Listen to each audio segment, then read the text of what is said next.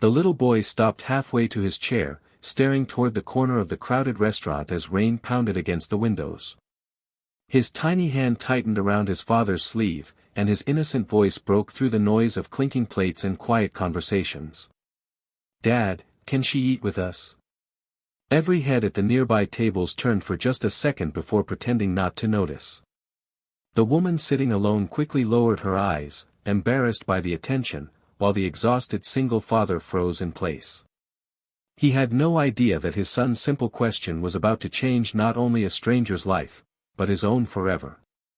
If you believe kindness still has the power to change lives, please take a moment to like this video, share it with someone who believes in second chances, leave a comment, and subscribe to the channel. Every act of kindness, no matter how small, can become the beginning of someone's miracle. Portland, Oregon, had been drowning under cold spring rain for nearly a week. The gray skies matched the life of 36-year-old Nathan Carter, a hardworking construction supervisor who had been raising his 8-year-old son, Caleb, alone since losing his wife to a sudden illness 4 years earlier. Every day followed the same exhausting routine. Nathan woke before sunrise, packed lunches, dropped Caleb at school, worked 10-hour shifts, picked him up, helped with homework, cooked dinner, and somehow tried to be both father and mother. He smiled for his son even on the days when grief quietly followed him like a shadow. Caleb had inherited his mother's gentle heart. While Nathan had learned to hide pain behind responsibility, Caleb seemed unable to ignore anyone who looked lonely or hurt. Friday evenings had become their tradition. No matter how difficult the week had been, they always visited the same neighborhood diner. It wasn't expensive, and the owner knew them by name. It was the one place where Nathan could stop thinking about bills, deadlines, and unfinished chores for just 1 hour. That evening, however, something felt different. Across the restaurant sat a young woman wearing a light gray business suit that looked elegant but slightly wrinkled, as though she had been wearing it all day. Her coffee had gone cold. She wasn't eating. She simply stared through the rain-covered window with tired, empty eyes. A leather folder rested beside her untouched. Every few minutes she wiped away tears before anyone could notice. Most people looked once and looked away. Caleb couldn't. Nathan followed his son's gaze before quietly telling him that sometimes people simply wanted to be left alone. Caleb nodded politely, but his little heart refused to accept that answer.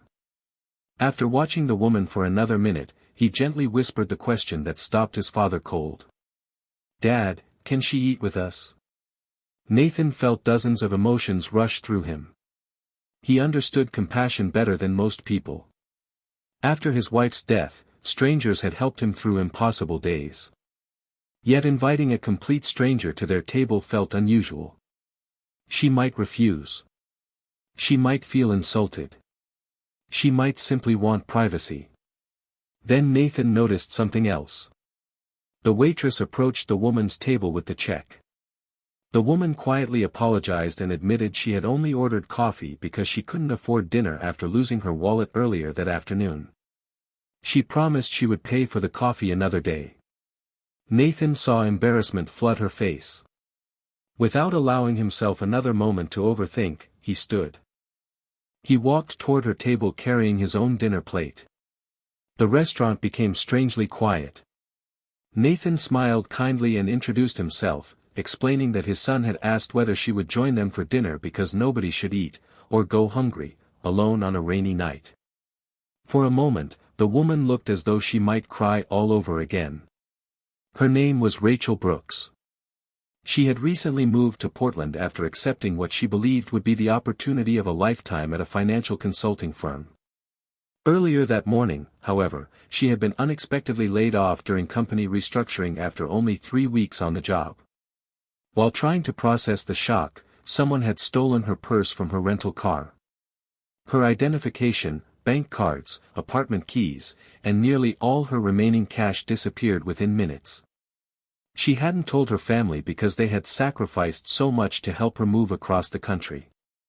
She couldn't bear to admit she had failed so quickly. Nathan listened quietly without interrupting.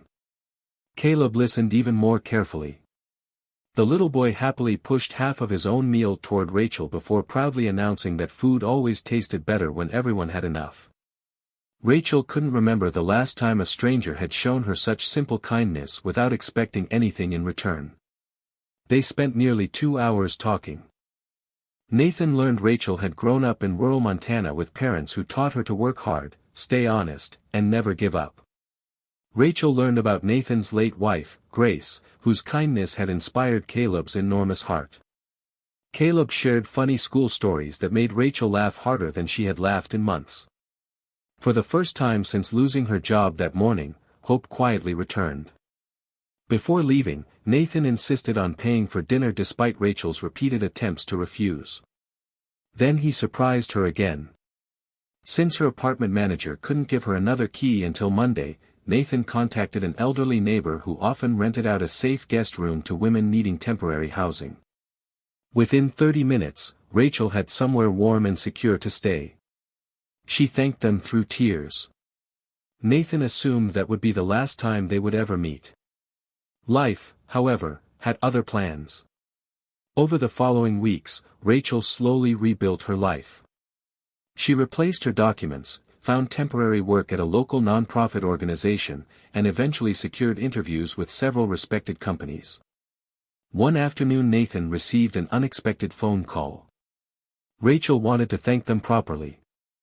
Instead of bringing expensive gifts, she arrived carrying homemade apple pie using her grandmother's recipe. Caleb declared it the greatest pie in America. From that day forward, friendship naturally grew. Sometimes Rachel joined them for Friday dinners. Sometimes she helped Caleb with school projects. Sometimes Nathan repaired small things around her apartment. Nobody forced the friendship. It simply became part of everyday life. Months passed. Nathan noticed something changing inside himself. The loneliness that had followed him since Grace's passing slowly became lighter. He still loved his late wife deeply, but he realized moving forward didn't mean leaving her memory behind. Grace had spent her entire life helping others. She would have smiled seeing Caleb continue that legacy. Rachel, meanwhile, received an incredible opportunity. A respected financial company offered her a senior analyst position with excellent pay and benefits. During the final interview, executives asked what personal experience had most influenced her leadership philosophy. Instead of talking about college degrees or professional achievements, Rachel described the rainy evening when a tired single father and his little boy invited a complete stranger to dinner. She explained that leadership begins with seeing people before seeing their circumstances. The interview panel sat silently. Several members admitted they had never forgotten moments when strangers had shown unexpected kindness during difficult seasons of their own lives. Rachel got the job. She celebrated not by buying something expensive but by taking Nathan and Caleb back to the very same diner. The owner smiled knowingly as they walked through the door together. One rainy evening exactly 1 year after their first meeting, Caleb looked around the restaurant before grinning. He realized no one was sitting alone this time. Without telling anyone, he quietly walked to another elderly gentleman eating by himself and invited him to join their table. The man hesitated only a second before accepting. Nathan watched his son with moist eyes. Children truly do learn more from what we do than from what we say. That night Nathan finally understood that Caleb had not simply asked permission to feed a hungry stranger a year earlier. His son had unknowingly rescued 3 lonely hearts at once. Rachel eventually became a permanent part of their lives, not because anyone had planned it, but because compassion opened a door that fear would have kept closed forever. Over time, love quietly grew where grief had once lived. Nathan never forgot Grace, and Rachel never tried to replace her. Instead, they honored her memory by living according to the kindness she had always believed in. Their home became a place where neighbors were welcomed, lonely people found friendship, and no one who knocked on the door ever left hungry. If this story touched your heart, please like this video, share it with your friends and family, subscribe to the channel, and let others discover how one simple act of kindness can change countless lives. Before you go, please leave a comment and tell us, what is one small act of kindness that changed your life forever? Your story might inspire someone who desperately needs hope today. Sometimes the greatest miracles never begin with wealth, power, or perfect timing. Sometimes they begin with the innocent question of a child who refuses to let another human being feel invisible. On one rainy night in a small diner in Portland, one little boy reminded the world that a seat at the table is more than a place to eat, it is an invitation to belong. And when people choose compassion over comfort, strangers become friends, broken hearts begin to heal, and hope quietly finds its way home again.